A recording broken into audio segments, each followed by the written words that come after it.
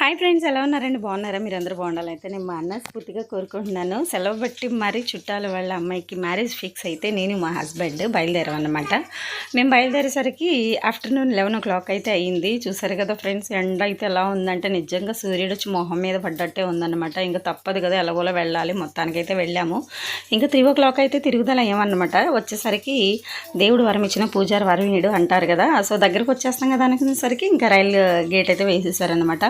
ఇంకా చూసారు కదా, ట్రైన్ అయితే వెళ్తూ ఉందన్నమాట. ఇంకా చాలా 15 మినిట్స్ అయితే అక్కడ నిలబడ్డాము. ఇంకా ఎట్టకాలకి వెళ్ళేసరికి ఇంకొక దగ్గర అయితే రైల్ గేట్ అయితే వేసేసారు. ఇంకా ఎలాగోలా అయితే వచ్చామనుకునేసరికి వర్షం అయితే స్టార్ట్ అయిపోయిందనమాట కదండి. ఎప్పటికో ఈ ట్రైన్ అయితే వచ్చిందనమాట. మా ఆయన చూసారా, కూలింగ్ బాటిల్ అయితే కొనుక్కొని పాపం వేడికి తట్టుకోలేక అయితే ఇంకా మొహం మీద అయితే పెట్టుకుంటున్నారు. కంగారు పడుకో అంటున్నాను నేను. పైనుంచి 4 చినుకులు అయితే పడ్డాయన్నమాట. ఓకే, ఇంకా చల్లగా వెళ్ళొచ్చు కదా అనుకునేసరికి మధ్యలోకి వెళ్ళేసరికి వర్షం అయితే స్టార్ట్ అయిపోయిందండి. చూసారు కదా, ఇప్పుడే ఇంకా గేట్ అయితే తీశారు. మేము కూడా బయలుదేరామన్నమాట. ప్లీజ్ ఫ్రెండ్స్, వీడియో నచ్చినట్లయితే లైక్ చేయండి, ఛానల్ సబ్స్క్రైబ్